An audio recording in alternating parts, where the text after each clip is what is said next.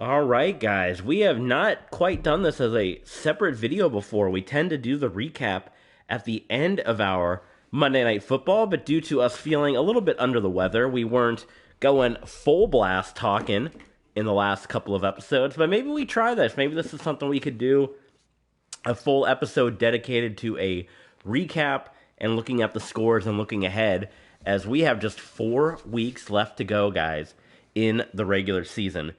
Pardon me.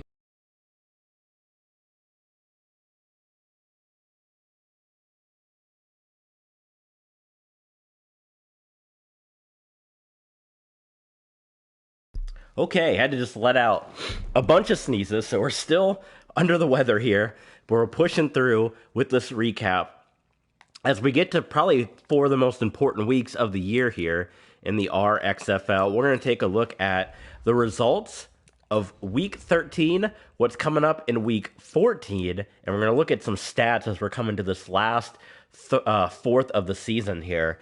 So, right off the top, here's one game you guys got to see. The London Monarchs defeating the Redwoods. Again, pardon my voice as well, as we're pumping through this here because it's not at 100%.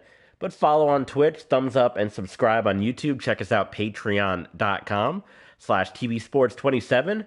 And a shout out to our patrons, Mr. Maple, Justin Russell, Jonathan Harrigan, and Kay Duckman. Thank you so much. London Bulldogs, they're still trying to get their season turned around. Big win over a playoff contender, defeating the Philadelphia Benjamins in a high-scoring battle. The San Diego Aftershocks, we haven't seen them streamed since the early part of the season. They knock out San Antonio. The Marshalls, they were starting to put some wins together, but they've dropped a couple of games as of late, so that may knock them out of playoff contention. The Tennessee Oilers getting a victory over the New York Shamrocks. Of course, you guys saw this one, and if you haven't, check it out on our YouTube page. You can check out this Austin and Chicago game. 3 losses in a row for the Wolverines. Tight contest between the Wizards and the Mutiny. The war on I-4. It was the Predators and the Storm. Now it's the Mutiny and the Wizards. Mutiny get the victory here. Another high-scoring game. The St. Louis Rhinos continue their winning ways after a slow start to their year.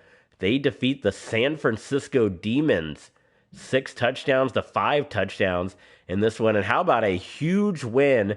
So let's see. We put Troy Aikman in as the starter. Did the game actually keep them in?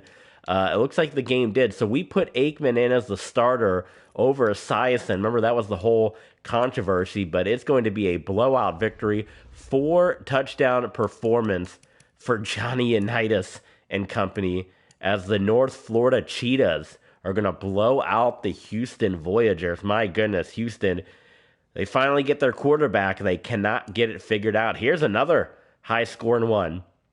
Patrick Mahomes, the defending league champions, formerly the Atlantic City Eclipse, now the Brooklyn Beats. And I'm thinking about renaming a lot of these teams when we go into a season 2 to just kind of freshen it up, change it up, maybe go with the Brooklyn Eclipse. Who knows? But they blow out the Pittsburgh Sting. That should all but end the playoff hopes for Pittsburgh. Tight contest here, but it's the LA Kiss who continue their winning ways. They defeat the Memphis Egyptians, the Toronto Huskies, RG3, Lamar Jackson. They defeat the Celtic Tigers of Dublin. New England Nightmare. This is kind of the Tank Bowl right here. They defeat Salt Lake City, who had the upset win over Portland, or Sacramento rather, on Thanksgiving. They cannot make it 2 in a row. And there's Portland getting, what is that, win number 11 on the year as they knock off Aaron Rodgers and the Las Vegas Firebirds. And we played this game. We played all these games, actually. I don't know why that says a 0, because we played all these games here on the channel. So let's preview Week 14 before we look at the stats of the games that we're guaranteed to bring with you. And that's actually a really big game right there. Your Thursday night game, the London Monarchs and the Columbus Aviators.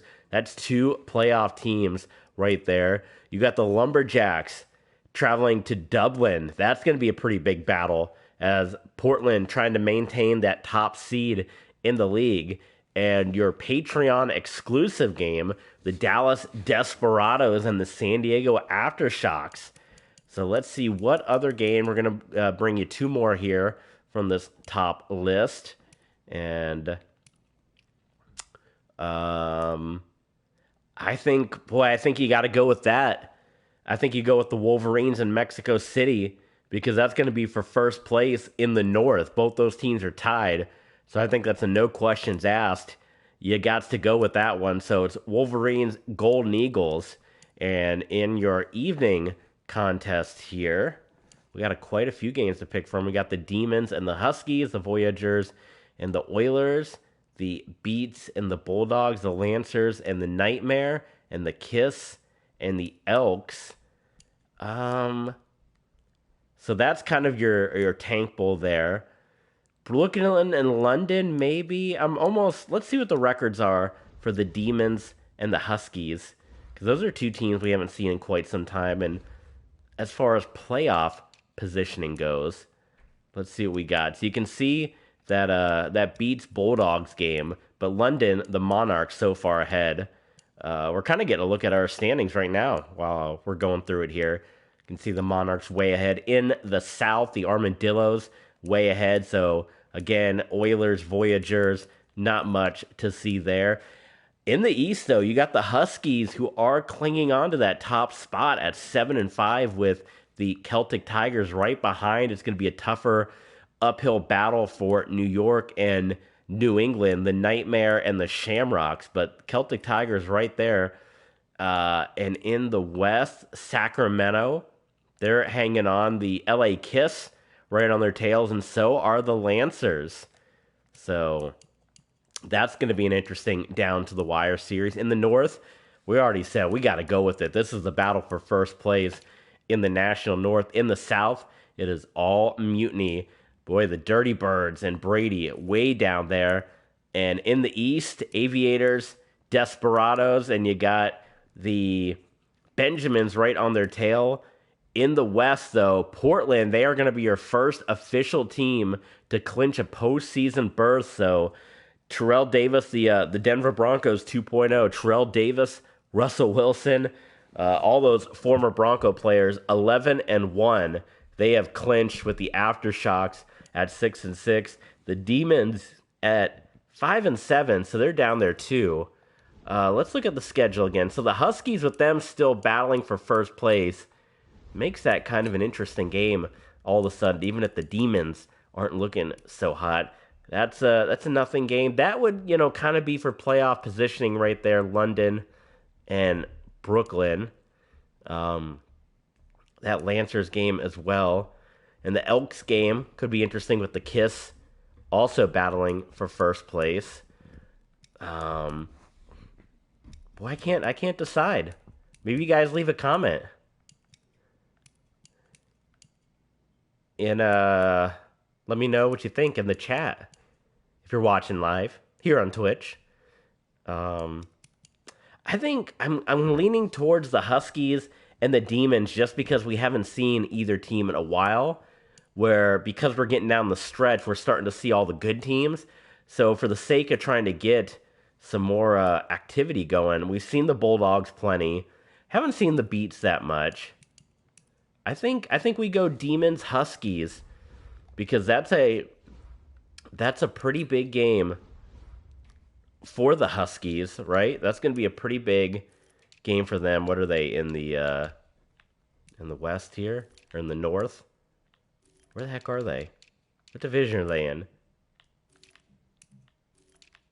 In the East. Okay. That's going to be, especially with us seeing the Celtic Tigers in prime time, that's going to be a big game for them to try to maintain first place. And out West, I mean, it's still, if we look at the Nationals side, man, it actually might be too little too late. You got a lot of top-heavy teams. Oh, no, this is the whole league here. Let's see. So there's still a shot, because you have to think 1, 2, 3, 4, 5. There's still a shot here. And the Demons, if they can finish 9-7, I mean, they got an opportunity. Plenty of teams here can fall out of the playoff hunt. 9-7, you got all these teams that could potentially finish with that same record if they have a collapse. So I think we'll go with that. We'll go with the Huskies and Demons. So that will be our big games. Let's see if there's any big news on the day. We'll kind of see. You guys can kind of pause and look at it. See the big news. And before we wrap this episode up, we're going to take a look at some stats since we are a fourth of the way through the season here. Let's see who's cruising along, who is tops in the league here as we look at all the stat lines here as we go into the final one-fourth of the season. So passing yards leading the way, John Elway. He's just a fistful of yards away from 4,000.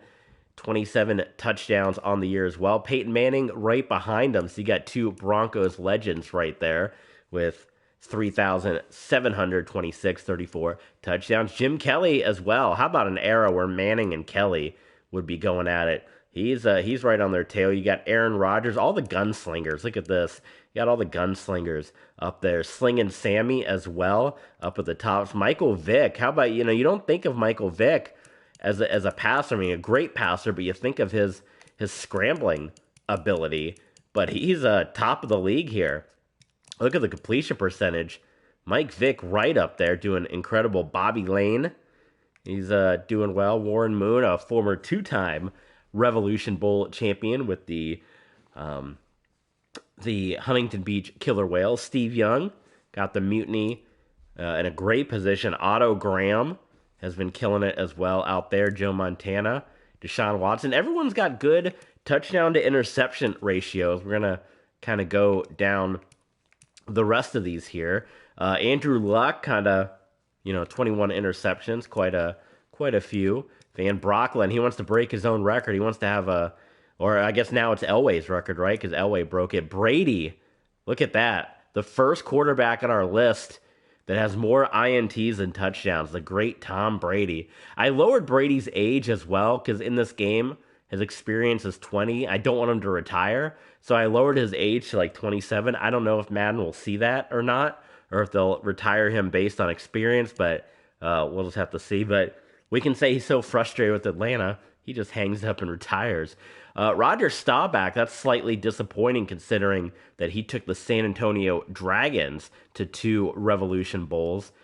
Just kind of struggling along. Patrick Mahomes way down there as well. Kenny Stabler, who came in late in relief for a struggling Kurt Warner, doing pretty good. Brett Favre, way down there. He started every game for the Desperados. And Carson Wentz, that's kind of surprising too. I guess Russell Wilson doesn't have to do a whole lot. He's got a great team around him. He's got the 11-win Lumberjacks, but he's way down the list. And we'll kind of just brush through the rest of them. The bad numbers for Boomer.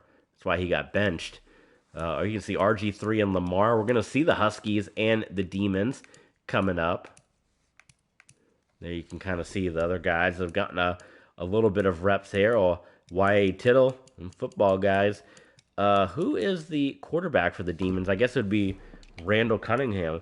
Rushing-wise, you got Earl Campbell leading the way, followed by Walter Payton, but Payton's got 12 touchdowns on the year. Dickerson in third. He's even got the glasses on. I love it. Jim Brown in fourth. LT. Bunch of 1,000-yard rushers. Gale Sayers, Chuck Muncie. There's TD, Terrell Davis, Le'Veon Bell, Marshawn Lynch, OJ, Chuck Foreman, Emmett. And again, we'll kind of just go through them. You can pause. If you're watching on YouTube, you can kind of just pause and look at these names. There's Michael Vick. Look how high up he is. Him and Russell Wilson way up there. Receiving yards, Travis Kelce, 1,000 of them. The only 1,000-yard receiver, Reggie Wayne at 912. Julio Jones, like we said, doing what he wasn't able to do with the Buccaneers, doing it with the Mutiny. 11 touchdowns on the year. Wes Welker looking good with the Benjamins. Michael Irvin, despite the struggles with the Bulldogs, he's got 11 touchdowns. And we'll quickly go down the rest of the names here receiver-wise.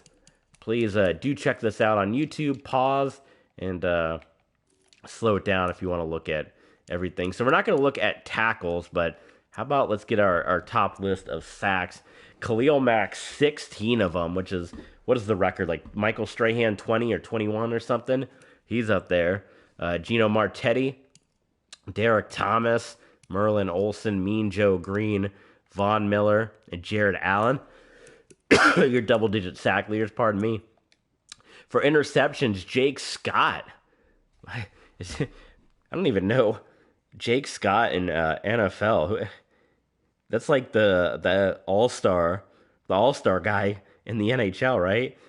Jake Scott, he played for the 72 Dolphins. Wow. He was a free safety and a punter for the Miami Dolphins. Okay, well, pardon me, Mr. Scott. Well, you're doing the deed right here. Man, he just passed away in 2020. Had a falling out with Don Shula.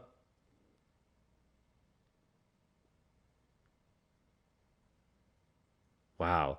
Memorabilia from his personal collection, Super Bowl rings sold at auction. Per his final wishes. Well, he's tearing it up here in the RXFL. Jim David with 7, Earl Thomas, Richard Sherman. I mean, come on, the Legion of Boom right there. Vincent Woodson, Rhodes, and you can see the rest of them. Let's see about forced fumbles. What you got here? 3 of them for Bobby Wagner. And how about touchdowns?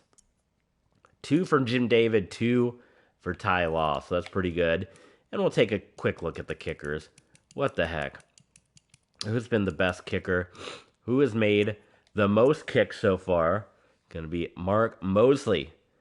Good percentage there. And you got Mason Crosby, Jonathan Brown. No one is perfect. We're close there. There we go, 11 for 11. Cool. All right, guys. Well, that is a look at your stats here. We don't even check the awards here. Here's some weekly awards. You can kind of go through them. See who's been the main guys. Jim Kelly, look at that.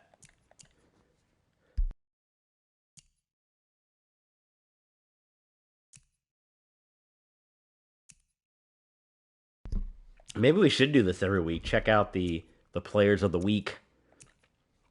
Pause, slow it down, check it out. That was that crazy week 1. Look at Gale Sayers, Elway, 627. That's when we were playing with like arcade mode or whatever, and we were just shattering all kinds of records. And then we switched to, I forget what the heck we switched to, but all right, guys. Well, that is going to wrap it up here. We appreciate you guys joining us. Thank you for bearing with me as I am getting over this another illness here. We just had another big sneeze. The next time, RXFL, we got a good one.